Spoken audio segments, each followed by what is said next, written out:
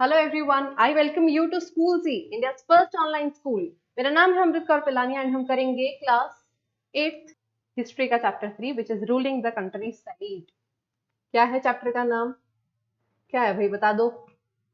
Ruling the country side.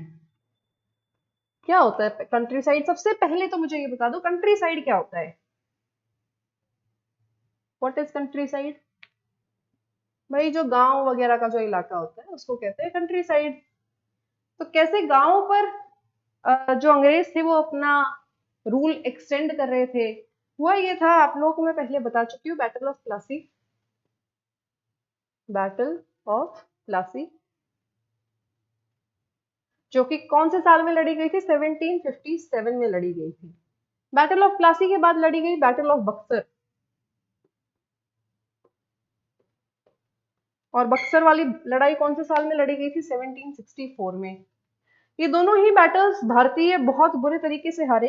Delhi का सुल्तान भी हार गया था इसमें, दिल्ली का जो मुगल सुल्तान था। ठीक है। और उसके बाद अंग्रेजों की जीत की वजह से अंग्रेजों ने भारतीयों से रेवेन्यू राइट्स मांग लिए, यानी कि टैक्स इकट्ठा करने के राइट्स। और हमें वो राइट्स उनको देने पड़े 3 स्टेट्स के लिए, जो कि थे Bengal, Bihar and I think Odisha. ये 3 स्टेट्स के लिए हमें उनको राइट्स देने पड़े। कौन से राइट्स भाई, बता दो कौन से राइट्स दिए हमने उनको? रेवेन्यू कलेक्शन, अभी तो बताया है। रेवेन्यू कलेक्शन के हमने उनको राइट्स दे दिए, लेकिन उन्होंने क्या किया? टैक्स कलेक्ट करने की रिस्पॉन्सिबिलिटी खुद ले ली। और जो भारत के राजा थे, जिन राजाओं से वो जीते थे, उन राजाओं को उन्होंने रिस्पॉन्सिबिलिटी दे दी एडमिनिस्ट्रेशन की। ये तो वही बात हो गई कि भाई टेंशन सारी तुम ले लो, और तुम्हारी जनता जिसको तुम लोग संभाल रहे हो, उससे आने वाला टैक्स हम लोग ले लेंगे। इस तरह से अंग्रेजों ने काम करना शुरू कर दिया। धीरे धीरे वो गांव तक उनकी पहुंची। उन्होंने कुछ स्टेट्स को, हैदराबाद, कर्नाटक जैसे स्टेट्स को ऑक्यूपाई करना शुरू कर दिया, जीतना शुरू कर दिया। उसके बाद क्या हुआ? उसके बाद उन्होंने गांव में जो किसान थे डायरेक्टली उनसे टैक्स लेना शुरू कर दिया। अब टैक्स लेने के 3 सिस्टम उन्होंने टाइम टू टाइम डिवाइस किए। सबसे पहला सिस्टम था हमारा क्या? जमींदारी। जमींदारी सिस्टम समझ लो भैया। जमींदारी सिस्टम क्या होता है? सबसे पहली बात तो ये है कि इसके लिए अंग्रेज अपॉइंट करते थे एक जमींदार को। मान लीजिए कि एक पूरा गांव है, मेरा गांव है और मैं हूं वहां की जमींदार। अब अंग्रेजों ने मुझे कह दिया कि भाई तुम्हारे गांव से ना मेरे को मान लो कि 10,000 रुपए का टैक्स कलेक्ट करना है। अब जमींदार यानी कि मैं किसी भी तरीके से 10,000 रुपए कलेक्ट करके अगर मैं अंग्रेजों को दे दूंगी तो वो मुझे कुछ नहीं कहेंगे, मेरी पोस्ट यूं सेफ रहेगी और मेरा गांव भी सेफ रहेगा। लेकिन जमींदार, एज ए जमींदार मैं आगे क्या कर सकती हूँ? मैं आगे किसानों से कितना भी पैसा वसूल सकती हूँ। क्या पता मैं किसानों से 1,00,000 रुपए वसूल लूं और आगे मैंने देने सिर्फ 10,000।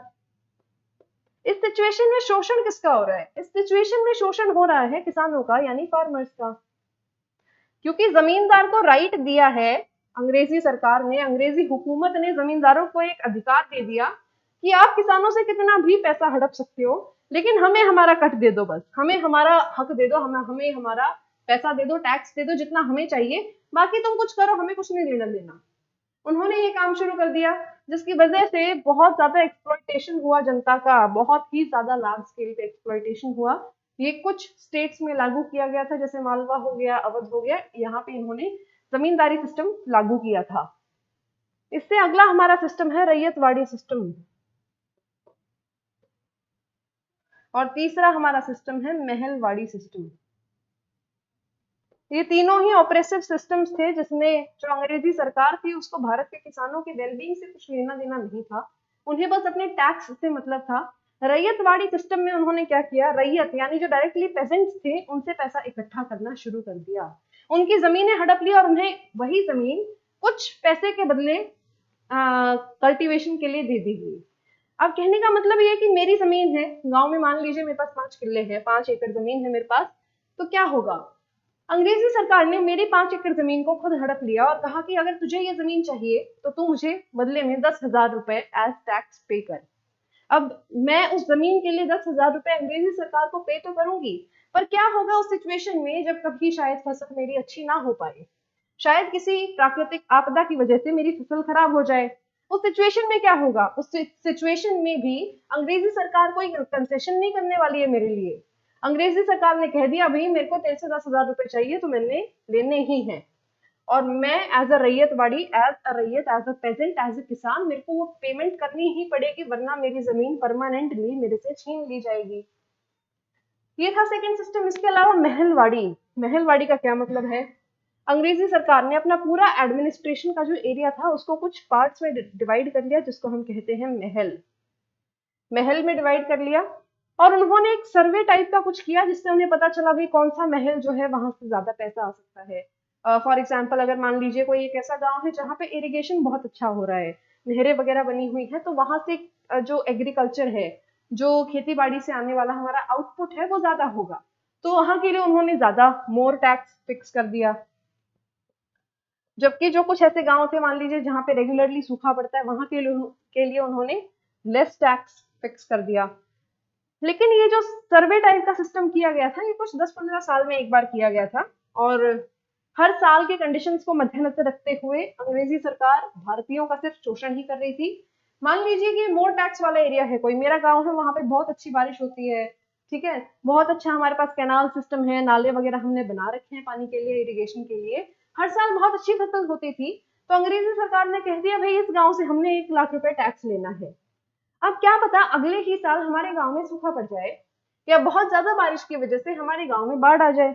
उस सिचुएशन में हमारी तो सारी फसलें खराब हो गई। उन खराब फसलों के बाद भी हमें 1 लाख रुपए अंग्रेजी सरकार को देना होगा। ऐसा ऑपरेसिव सिस्टम था अंग्रेजी सरकार का। इसीलिए किसान अपने आप में ही बहुत परेशान हो गए थे। बहुत सारे लोग तो अपनी जमीनें छोड़कर वापस जंगल में भाग गए थे। ठीक है, इसके अलावा जो अंग्रेज थे उन्होंने क्या किया, जो ब्रिटिशर्स थे उन्होंने अपने ब्रिटेन में बनी हुई चीजों को भारत में सस्ते दामों पर बेचना शुरू कर दिया। सस्ते दामों पर, इसको कहते हैं क्या? इसको कहते हैं प्रेडेटर प्राइसिंग, प्रेडेटरी प्राइसिंग। अब एक एग्जांपल के तौर पे मान लीजिए कि मैं मटके बनाती हूँ, और मैं एक मटका 10 रुपए का बेचती हूँ। ठीक है, मेरा काम सही चल रहा है, मेरा खर्चा निकल जाता है उसमें, मेरा जो सामान आता है, मिट्टी वगैरह आती है, उसका खर्चा सही निकल जाता है। अब मेरी ही गली में एक अंग्रेज आकर अपनी दुकान खोल लेता है, और जो मटका मैं 10 रुपए में बेच रही हूँ वही मटका वो अंग्रेज 3 रुपए में बेच रहा है। हालांकि उस मटके को बनाने में लागत भी कम से कम 6 रुपए की हो रही है। वो अंग्रेज शुरू में क्या कर रहा है, वो अंग्रेज नुकसान उठा रहा है, दुनिया भर का नुकसान उठा रहा है। लेकिन इवेंचुअली क्या होगा, जब वहां पे सस्ता अपने को मटेरियल मिलेगा, वहां पे सस्ती अपने को लोगों को मटका सस्ता अंग्रेज के पास मिलेगा, तो लोग मटका उसी से खरीदेंगे, मेरी दुकान बंद हो जाएगी, मेरे को कुछ इनकम ही नहीं होगी, मेरा बस लग ही रहा है 6 रुपए पर मटका, मेरी सेविंग्स हो नहीं रही है कुछ, तो मैं इवेंचुअली क्या करूंगी, मैं अपनी दुकान बंद कर दूंगी। अब मेरी दुकान बंद हो गई तो उस अंग्रेज की दुकान के लिए कोई कंपटीशन नहीं है। वो अंग्रेज जो है वो फिर अपनी दुकान के मटकों को बेचने के लिए 20 रुपए पर मटका पीस भी लगा सकता है, और कोई उसे रोकने वाला नहीं है। समझे आप? इसको कहते हैं प्रेडेटरी प्राइसिंग। एक इस तरीके की प्राइस यानी कि दाम रखने की प्रणाली जिसकी वजह से आपका कंपटीशन एलिमिनेट हो जाए। फॉर एग्जाम्पल आप चाइना को देखिए, चाइना का बहुत ज्यादा सामान बहुत सस्ता मिलता है। ये जो लाइट्स वगैरह, दिवाली लाइट्स वगैरह आती हैं, इसकी वजह से क्या होता है, इतनी सस्ती लाइट्स आती है कि हम लोग सोचते हैं कि हम दिवाली पे दिए क्यों खरीदे, मिट्टी के दिए क्यों खरीदे, मेंटेनेंस ज्यादा है, पैसे ऑलमोस्ट उतने ही हैं, तो क्यों ना बिजली की ही लाइट्स खरीद ली जाए सुविधा के लिए। तो वो चाइनीज लोग इस टाइम पे क्या कर रहे हैं, वो प्रेडेटरी प्राइसिंग कर रहे हैं। इस चीज को रेगुलेट करने के लिए सरकार जो है वो क्या करती है, वो टैक्सेस लगाती है। कि मान लीजिए चाइना अपना एक मटका भारत में 3 रुपए में भेज रहा है, ठीक है, तो भारत की सरकार क्या है, उस पर 3 रुपए और टैक्स लगा देगी, जिसकी वजह से भारत के जो इंडिजीनियस यानी लोकल हमारे मटका बनाने वाले लोग हैं, उनकी मार्केट एकदम से नहीं गिरेगी, क्योंकि चाइनीज प्रोडक्ट भी 3 रुपए उसका ओरिजिनल कॉस्ट था, और 3 रुपए टैक्स लगने के बाद 6 रुपए में बिकेगा। और इंडियन प्रोडक्ट भी हमने जो एग्जाम्पल अज्यूम किया है उसमें 6 रुपए में बिक रहा है। इस तरह से अंग्रेजों ने एक्चुअली क्या किया, प्रेडेटरी प्राइसिंग की सहायता से आर्टिसंस की दुकान बंद कर दी। जो मटके मूर्तियां बनाते थे उनकी दुकान बंद कर दी, क्योंकि उन्होंने यही मटेरियल, यही सारी चीजें, सेम चीजें बहुत सस्ते दामों में भारत की मार्केट में फ्लड करना शुरू कर दिया। धीरे धीरे अगले 10-15 साल में भारत के मार्केट से जो लोकल आर्टिसंस थे, मूर्ति बनाने वाले थे, बर्तन बनाने वाले थे, वो सभी अपनी दुकानें शहर में बंद कर कर वापस गांव भाग गए। तो दोबारा से अब क्या हो रहा है कि गांव में पहले से लोगों की आबादी बढ़ती जा रही है, वहां पे और भी ज्यादा आबादी का प्रेशर आ रहा है, क्योंकि शहर के लोग भी अपना शहर का जो ऑक्यूपेशन है वो छोड़कर गांव में आ रहे हैं। लेकिन गांव में जो एग्रीकल्चर हो रहा है, खेती बाड़ी हो रही है, उसकी टेक्निक में कोई डेवलपमेंट नहीं आ रहा। उसकी टेक्निक यूं की यूं है, उतना ही आप प्रोड्यूस कर रहे हो, ठीक है। खाने का उत्पादन बढ़ नहीं रहा है, लेकिन आबादी बढ़ती जा रही है। तो क्या होगा इवेंचुअली, जनता को सफरिंग होगी, जनता के पास एनफ खाना नहीं होगा, और इवेंचुअली फिर होगा फेमाइन। और यही हुआ 1770 के आसपास। बंगाल में खाने की इतनी किल्लत हो गई कि तकरीबन 1/3 जनसंख्या साफ हो गई। 1 करोड़ 1.5 करोड़ के आसपास लोगों की मृत्यु हो गई भूख की वजह से, भूखमरी की वजह से। 1770 का फेमाइन जो है वो बंगाल के इतिहास का सबसे वर्स्ट फेमाइन माना जाता है, ठीक है। सो ये आपका कंप्लीट चैप्टर है। इसमें हम चैप्टर जब स्टडी करेंगे तो हम फोकस करेंगे जमींदारी सिस्टम पे, रैयतवाड़ी सिस्टम पे, महलवाड़ी सिस्टम पे, और इसके अलावा मैं आपको और थोड़ा डिटेल में बताऊंगी कि रेवेन्यू राइट्स क्या होते हैं। एक्चुअली यहाँ पे मैं आपको बताना भूल गई कि ये जो रेवेन्यू राइट्स थे, इनको हम कहते हैं क्या, दीवानी, दीवानी राइट्स। और इसको मैं इलाबोरेट करूंगी, एक्सप्लेन करूंगी चैप्टर रीडिंग की वीडियो में। अभी के लिए आपके लिए इतना ओवरव्यू काफी है। अगर आपको ये कहानी भी इजीली समझ में आ गई है तो that is enough for me. इसको डिटेल में हम चैप्टर रीडिंग वाली क्लास में कवर करेंगे। आप स्क्रीनशॉट अगर लेना चाहते हैं तो ले सकते हैं। सो बेटा इस क्लास के लिए इतना ही, आपका चैप्टर होता है कंप्लीट। इसको डिटेल में मैं एक्सप्लेन करूंगी बाद में। So this class was presented to you by Schoolji, इंडियाज फर्स्ट ऑनलाइन स्कूल।